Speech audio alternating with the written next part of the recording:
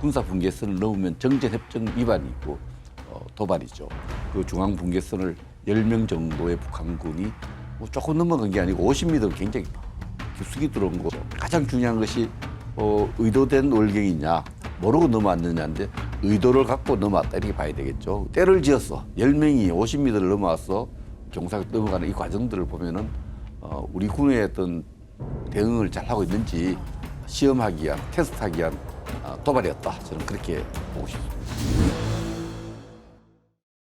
실시간 재난안전 정보방송 재난안전 119 안보토크 시간입니다. 오늘도 전쟁기념사업회 백승주 회장님 나오셨습니다. 어서 오십시오. 예, 반갑습니다. 네, 안보토크 함께 나눠보도록 하겠습니다. 지난 8일이죠. 북한군 10여 명이 군사 분계선을 침범했다가 우리 군의 경고방송과 경고 사격을 받고 돌아갔다고 합참이 밝혔습니다. 일단 관련 뉴스 영상 보시고 함께 이야기 나눠보시죠. 오늘 오후 5시쯤 강원도 고성 인근 동부전선 비무장지대에서 북한군 10여 명이 군사분계선을 침범했습니다. 이들 가운데 일부는 전투복을, 일부는 지뢰 폭발에 대비한 방호복을 입고 있었습니다. 우리 군은 즉각 경고 방송과 경고 사격을 실시했고 북한군은 바로 북상했습니다. 군 관계자는 북쪽으로 삼각형 모양으로 들어가 있는 우리 지역을 북한군이 가로질러 가려다 침범한 것으로 보인다고 설명했습니다. 이 지역은 북한군의 공사 지역이 아니라며 공사를 시작하기 전 지뢰 탐지 등 정찰에 나섰다 넘어왔을 가능성이 있다고 분석했습니다. 우리 군이 군사분계선 일대에서 북한군에게 경고 사격을 한 건 지난해 10월 이후 처음입니다. 당시 북한이 군사분계선에 바짝 붙은 지역에서 경의선과 동해선 도로 등을 폭파하자 우리 군이 대응 사격을 했었습니다. 지난해 6월에는 중부전선 비무장지대 내에서 작업 중이던 북한군 일부가 군사분계선을 침범해 경고 사격을 한 적도 있었습니다. 북한군은 지난달부터 군사분계선 북쪽에서 수십에서 수백 명을 투입해 철책 보강이나 방벽 쌓기 등의 공사를 하고 있습니다. 이 과정에서 지뢰가 폭발해 북한군의 사상자가 발생한 것이 우리 군에 포착되기도 했습니다. 합참은 북한군의 동향을 면밀하게 감시하면서 작전 절차에 따라 조치하고 있다고 밝혔습니다. KBS 뉴스 윤진입니다. 북한군의 군사 분계선 침범이 이번이 처음은 아닙니다. 우선 자세한 경위를 좀 짚어주시죠. 예, 뭐 아마 자료 화면 같죠. 지금 경기도 쪽 개성 쪽에 나왔는데 이번에 합참이 발표한 지역은 동부전선입니다. 네. 이 군사 분계선 잘 아시죠? 네. 정전협정에 따라서 동서로 이렇게 중앙에 경계선이 그어져 있는데 그것을 군사 분계선이라고 네. 238km에 걸리는데 이 군사 분계선을 넘으면 정전협정 위반이고 도발이죠.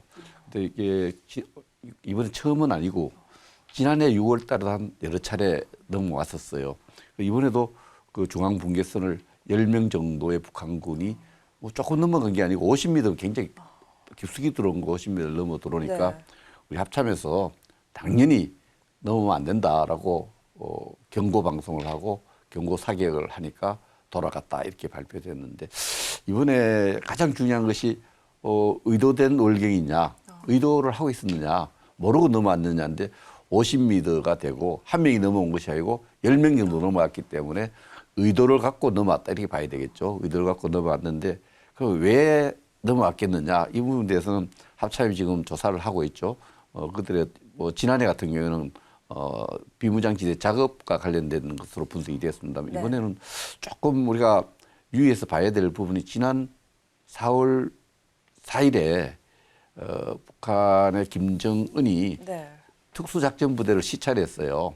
그 저격부대라든지 여러 가지로 그런 부대하고 그런 김정은이 동선하고 연결시켜서 한번 면밀히 그 의도를 봐야 되고 또 우리 군이 정치적 우리 격동기에 있는데 제대로 대응하는지 이것도 한번 테스트 하려는 게 아니었나 그렇게 볼 수 있습니다. 그럼 회장님이 보시기에 이 대응은 좀 어느 정도 적절했다고 좀 보십니까? 대응은 우리 군이 잘했죠. 그 합참의 예규대로 이렇게 북한이 도발했을 때는 직접 충돌을 막기 위해서 추가 도발을 막기 위해서 경고 방송을 해서 돌아가라 경고 방송을 하고 그것을 또 알리기 위해서 방송 못 경고 사격을 해서 일단 도발 중단시키고 돌아가게 한 것은 예규에 따라서 작전 예규에 따라서 적절한 조치였다 이렇게 볼 수 있습니다.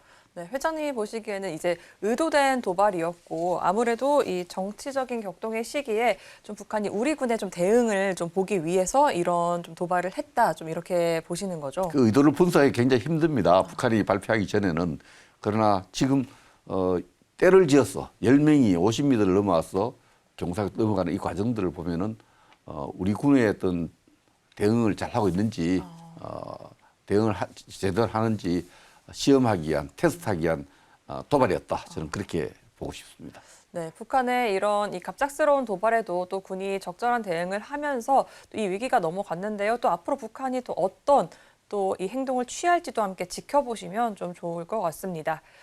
한편 미국 트럼프 대통령과 한덕수 권한대행이 트럼프 2기 행정부 출범 이후 처음으로 그젯밤 이 전화 통화를 했습니다. 여기서 트럼프가 방위비 분담금 재협상의 의지를 좀 내비쳤다고 보도가 됐는데요. 한국의 분담금은 2019년 이후에 1조 원대입니다. 이 금액보다 몇 배를 더 내라는 트럼프 측의 주장이 계속해서 있어 왔습니다만 좀 이번의 전망은 좀 어떻게 보십니까? 예, 통화 내용을 우리 총리실에서 발표했는데 그 발표 내용에는 이 방위 분담 내용이 없어요. 조선 사업, 또 LNG, 또 무역 균형 문제, 한미 동맹 문제에 대해서 폭넓게 대화를 나눈 것을 이렇게 총리실에서 발표했는데 이 통화하고 난 뒤에 28분간 통화하고 난 뒤에 트럼프가 그 SNS를 통해서 그 방위 분담에 대한 얘기를 했고 또 그 이후에 또 우리뿐만 아니라 해외 주둔 병력의 여러 가지 비용 문제에 관해서 트럼프가 비용에 비해서 우리 받는 게 얻는 게 별로 없다 이런 주장을 함으로써 방위 분담을 우리 상호간시 협상에 올리지 않겠느냐 이런 걱정을 하는데요. 트럼프는 이미 뭐 4년 전에도 한번 1기 트럼프 정부 때도 한번 그 당시에는 한 얼마를 달라고 했냐면 50억 달러 정도 달라고 했는데 결국은 한 28% 정도 인상을 시켰어요. 그래서 트럼프가 이번에는 대통령 선거 기간 동안에 우리 정부로부터 지금 우리가 한 10억 달러 정도 내고 있거든요. 100억 달러 정도 받아야 되겠다 이렇게 얘기했는데 그건 방위 분담은 행정부 간의 문제가 협상이 되더라도 우리 국회 예산 심의를 통해서 국회가 동의하지 않으면 방위 분담을 줄 수 없어요. 그런 측면에서 우리 초당적 외교로 침착하게 의연하게 방위 분담 문제 의제가 올라오면은 이미 또 합의를 지난해 미국과 바이든 정부와 우리 정부가 이미 5년짜리 합의를 해놨어요. 네. 합의 수정에 대한 문제인데 재협상하자는 이야기인데 이런 부분에 대해서 우리가 명분도 있고 이미 합의한 내용도 있기 때문에 또 주한미군이 한국만을 위한 우리 안보만을 위한 군이 아니고 또 미국의 인도 태평양 전략 또 세계 전략과 관련해서 미국도 전략적 이익이 크기 때문에 이런 부분을 종합적으로 우리가 잘 따져서 의연하게 대처를 해야 된다고 생각을 합니다. 네, 무려 10배 가까이의 좀 분담금을 좀 요청을 한 건데요. 선거 기간 중이었으니까 선거 기간 중에 그렇게 트럼프식으로 그 100억 달러 이야기를 했습니다. 과연 또 이 트럼프 대통령이 또 어떻게 또 앞으로 또 더 대화를 이어 나갈지도 함께 좀 지켜봐야 될 것 같은데요. 이 트럼프 행정부가 관세 등으로 강력한 중국 견제를 하는 사이 주한미군의 역할도 바뀌게 되는 거 아니냐는 전망이 좀 제기되고 있습니다.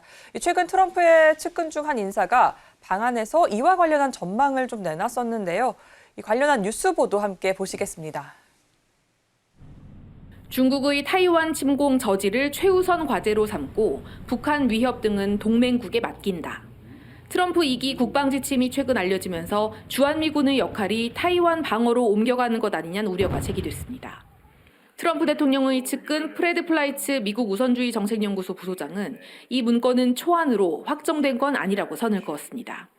그러면서 한미 양국이 직면한 최대 안보 위협은 중국이란 점을 분명히 했습니다. In South Korea, I think is going to recognize the severe security threats posed by China and North Korea. 찰스 플린 전 미 태평양 육군 사령관도 중국이 공격적으로 움직일 것을 가정해야 한다며 한미연합군의 작전 반경을 확대해야 한다고 강조했습니다. 괌 기지는 물론 주일미군의 오키나와 등을 비롯해 평택 등 주한미군 기지까지 중국에 대한 실시간 대응 역량을 갖춰야 한다는 요구는 지속적으로 제기될 거로 보입니다. 플라이츠 부소장은 다만 주한미군 재배치나 감축은 없을 거라고 선을 그었습니다. Capabilities because of The security situation is different. The weapons it's facing are different. 또 방위비 분담금은 최소 올해까지는 기존 협정을 유지할 가능성이 있다고 전망했습니다. It's a disagreement between friends because we have our strong relationship. We have a threat from China. This will be resolved. 미국의 상호 관세 부과는 협상의 첫 신호탄이라며 협상을 거치면서 바뀔 거라고 말했습니다. KBS 뉴스 김경진입니다. 네, 이렇게 뉴스를 함께 봤는데요. 좀 어떻게 보십니까? 뉴스 내용대로 주한미군이 감축이나 좀 재배치를 할 일이 있을까요? 이건 새로운 뉴스가 아니고요. 지금 미국의 그 한미 동맹 관계를 실질적으로 이렇게 관장하는 콜비 정책 차관이 저서를 통해서 또 자기 입장을 통해서 주한미군의 역할이 이제는 북한 위협에 대한 대비보다는 중국과 다른 세계 전략 속에 들어가야 된다는 이야기를 많이 해왔는데 이번에 그 플라이츠라는 사람이 미국 우선주의 연구소 이거는 트럼프의 정책 공약을 개발하고 세일즈하는 연구소예요. 그 연구소가 얼마나 힘이 있느냐면은 네. 미국에 지금 이기 트럼프 행정부에 7명의 장관을 배출했어요. 그 연구소 연구원들이 법무부 장관, 노무부 장관, 교육부 장관 굉장히 많이 배출했는데 거기에 부소장이니까 트럼프의 상당히 그 영향력을 갖고 있다고 봐야 되겠죠. 이 플라이츠가 와서 세미나에 초청받아 왔습니다. 우리 세종연구소 와서 그런 콜비의 입장과 같은 이야기를 했죠. 주한미군의 역할이 이제는 좀 중국의 타이완에 대한 위협에 대비하는 쪽으로 거기에 역할을 해야 된다 이런 입장을 냈는데 이거는 트럼프뿐만 아니라 미국의 어떤 인도태평양 전략 속에서 주한미군의 전략적 위상과 역할을 다르게 이제 변화시켜야 된다 이런 입장은 미국의 하나의 그 일반된 입장이라고 봐야 됩니다. 그러면 이 부분과 함께 이 방위비 분담 부분도 같이 좀 협상이 가능한 부분 아닌가요? 이 부분 약간 미국 입장에서 보면 엉키는 거죠. 주한미군이 미국의 또 세계 전략에 좀 더 같이 협력해야 된다는 이야기는 방위비 분담은 미국이 이제 요구할 명분이 적어지는 거예요. 이런 부분도 우리가 방위비 분담 협상이 제기되면은 같이 제기돼야 되는 거야. 그 미국도 지금 우리 역할이 북한 위협에만 대비한다면 우리가 좀 더 내야 되는 주장은 맞지만은 네. 우리 주한미군과 또 우리 국군이 또 다른 위협에 대비하는 역할로 좀 바꾼다 그러면은 방위 분담을 낮춰야 될 요소죠. 네. 이런 것을 우리가 논리를 잘 개발하면은 우리가 한미 동맹 관계를 좀 탄탄하게 하는데 선용할 수 있고 또 여러 가지 협상의 지렛대가 될 수 있습니다. 네, 또 앞으로 협상이 좀 어떤 방향으로 좀 이어져 가는지 또 어떻게 한미 동맹 관계가 또 앞으로 이어져 갈지도 함께 지켜보시면 좋겠습니다. 한편 우크라이나 전쟁 소식도 한번 알아보겠습니다. 이 휴전 논의에 속도를 내던 러시아와 우크라이나 간 이 전선이 다시 심상치 않습니다. 러시아가 우크라이나에 대한 대규모 공습을 재개해 어린이를 포함해 20명 가까이가 숨졌는데요. 관련 뉴스 내용 보시겠습니다. 아파트 단지에 검은 연기가 피어나고 아이들의 놀이터는 아수라장이 됐습니다. 이곳에서만 어린이 9명을 포함해 최소 19명이 사망했습니다. 지난 주말 러시아는 미사일 30여 기를 발사했습니다. 우크라이나 전역에 폭탄 1000여 발도 떨어뜨렸습니다. 러시아군은 흑해상에도 미사일을 발사했습니다. 흑해는 미국의 중재로 양국이 부분 휴전하기로 원칙적으로 동의했던 지역이지만 공격 대상이 됐습니다. Вони хочуть залишити собі можливість бити з акваторії моря по наших містах, по наших портах. 우크라이나는 미국의 대응을 강력히 촉구했습니다. 프랑스도 러시아가 평화를 거부할 경우엔 강력한 액션을 취해야 한다고 미국을 압박했습니다. 하지만 미국은 아직은 러시아를 기다려보겠다는 듯 입장을 밝혔습니다. We will know soon enough, in a matter of weeks, not months, whether Russia is serious about peace or not. 다 된 듯했던 휴전 협상은 러시아가 제재 해제 같은 선결 조건을 내세우면서 결론을 내지 못하고 있습니다. 유럽에선 최후 통첩 기한을 정해 러시아를 압박해야 한다는 의견도 나옵니다. 파리에서 KBS 뉴스 이화진입니다. 네, 너무 영상으로만 봐도 끔찍한 현재 상황인데요. 우크라이나는 이후에 미국의 대응을 강력하게 촉구를 했습니다. 미국과 러시아의 휴전 논의가 좀 언제 마무리될지 전 세계가 좀 궁금해하고 있습니다. 그 6.25 전쟁 기간 동안에 인명 손실이 가장 많았던 부분이 전쟁 초기하고 그러니까 휴전 협정이 마무리되어 가던 53년 전반기에 한 평이라도 땅을 더 차지하기 위해서 진짜 우리 많은 유엔군과 우리 국군이 인명 손실을 당했던 거니까 종전 협상에 가까울수록 전황은 전선은 더 치열해지는 그런 경향성을 갖고 있습니다. 지금 보면은 푸틴이 미국의 종전하라는 이런 요구를 악용하고 있는 거죠. 한편으로는 미국하고는 곧 종전할 것이 이야기하면서 또 전선에서는 더 우크라이나를 압박하고 있어서 네. 그 푸틴이 뭘 원하느냐.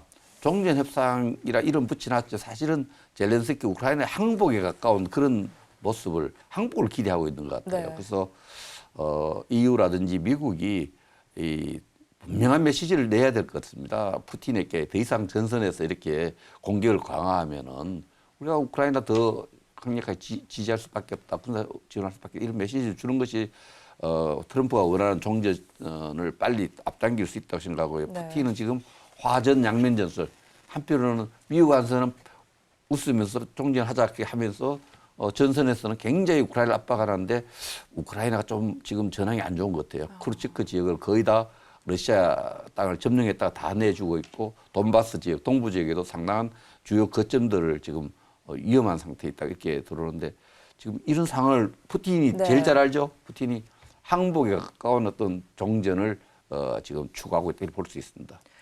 트럼프가 네. 이런 걸 정확하게 인식을 알고 있을 거예요. 그래서 푸틴에게 강력한 메시지를 보낼 필요가 있습니다. 종전이 더 가까워지니까 더 전쟁이 치열해진다 이렇게 그런 말씀을 있습니다. 해주셨는데요. 그렇다면 미국 입장에서는 사실 언제까지 좀 기다릴 수는 없지 않습니까? 근데 지금 미국의 그 러시아 직접 투자 그 회사가 있어 법인의 그 대표가 있는데 그 대표가 최근에 8일날 푸틴을 만났어요. 또 그 미국의 그 협상 대표한테는 푸틴이 곧 할 거다 이렇게 이야기를 했는데 아마 트럼프가 선거 공약으로 또 했고 그 공약을 이행하기 위해서 지금 나토와 유럽 국가들로부터 상당한 비판을 들으면서 종전을 종용하고 있기 때문에 트럼프 의지와 또 여러 가지 협상 환경을 보면은 종전이 가까워지고 있다 저는 그렇게 봅니다. 러시아가 오래 버티지는 않을 것이다. 좀 이렇게 전망하시는 거죠. 그래서 여기서 트럼프 메시지가 중요한데 언제까지 몇 주만 기다린다고 나왔지 않습니까? 네. 방송을 통해서 몇 주 안에 분명해질 거였는데 몇 주 안에 분명해질 거라는 얘기는 그때까지 푸틴에 대해서 인내하겠다. 인내 시간이 몇 주 넘지 않을 거라는 이야기니까 뭐 그런 메시지로 읽을 수 있습니다. 종전은 저는 진행되고 있다고, 종전 협상이 진행되고 있다고 봅니다. 네, 러시아가 다만 마지막까지 조금의 더 많은 영역을 좀 차지하기 위해서 좀 치열하게 좀 전쟁을 하고 있다. 그렇기 때문에 또 좀 아이러니하게도 이제 종전이 다가오고 있다라는 이야기였는데요. 아무쪼록 빠르게 이 전쟁이 끝나서 이 두 나라가 빨리 이 협상을 좀 했으면 좋겠다는 생각이 듭니다. 네, 여기까지 듣도록 하겠습니다. 지금까지 백승주 전쟁기념사업회장이었습니다. 오늘 말씀 감사합니다. 예, 감사합니다.